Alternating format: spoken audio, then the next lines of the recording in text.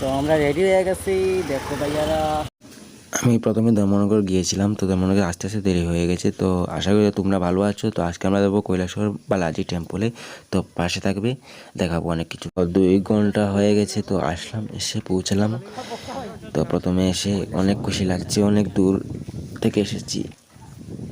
তো এই মন্দিরটা দেখুন, মন্দিরে প্রথমে ঢুকছি। ঢুকার পর মনে করেছি অনেক কিছু দেখা যাবে, তাহলে এই মন্দিরটাই শুধু ছিল, আর কিছু না। মন্দিরটা দেখতে অনেক সুন্দর। তো দেখো কি রকম মন্দিরটা হয়েছে।